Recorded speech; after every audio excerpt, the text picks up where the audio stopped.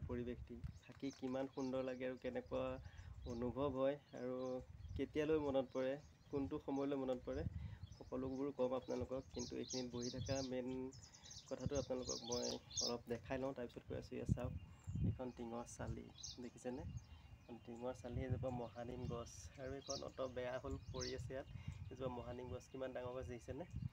আৰু মোৰ ওচৰত আছে এখন সুন্দৰ ধাননি পথাৰ।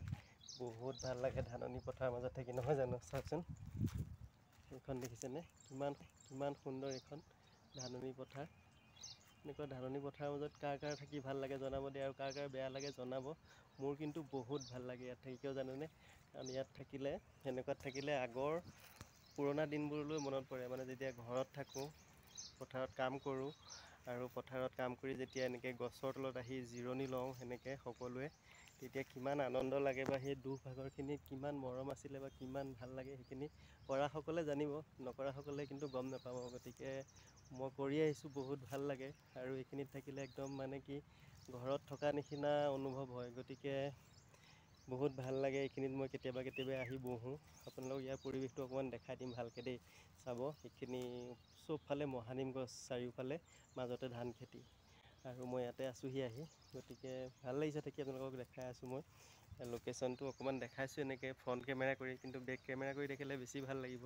গতিকে অকণ বেক কেমেৰা কৰি দেখাই দিম, চাব ৰ'ব। এয়া চাওক, এইখন ধাননি পথাৰ হয়। একদম ধান পকিছে, আৰু এতিয়া ধান পূৰা পকি ধানেৰে উপচি আছে পথাৰখন, দেখিছেনে? কিমান ভাল লাগিব বাৰু এনেকুৱা এখন ধাননি পথাৰৰ মাজত থাকি, কওকচোন বাৰু, কাৰ বেয়া লাগিব? দেখিছেনে? যিমান আগলৈকে দেখিছে সিমান ধানেই।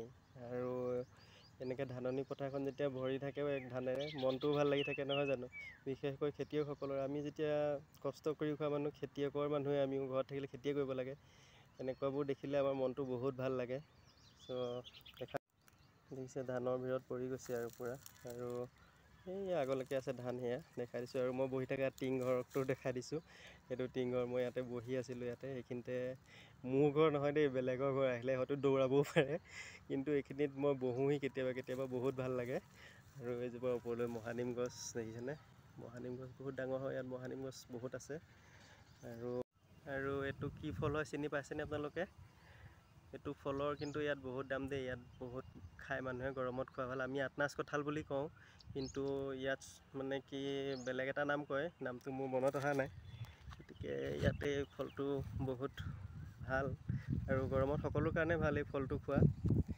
যেতিয়া আমি আতনা কঁঠাল বুলি কওঁ সকলোৱে আমাৰ অসমত, কিন্তু ইয়াতে বেলেগ বুলি কয়। এজোপা লাগি আছে গছজোপা আতনা কঁঠাল, বহুত লাগিছে। ভালকৈ দেখা পোৱা নাই চাগে, অলপ জুম কৰিও দিছোঁ, তথাপিতো চাব, ভাল লাগিব। ইয়াত দেখিছেনে, লাগি আছে। আৰু ভিডিঅ'টো ইমানেই আছিলে, বেছি দীঘল কৰা নাই। পথাৰৰ মাজত থাকি আৰু এনেকুৱাবোৰ দেখিলে বহুত ভাল লাগে, সেইকাৰণে মই আহি আছোঁহি আৰু ইয়াত। আৰু মানে কোনোবা সময়ত বহোঁহি আহি ইয়াতে। দেখিছে, ধান খেতি চব দেখালোঁ অলপ আপোনালোকক, কেনেকুৱা লাগিলে ক'ব দেই।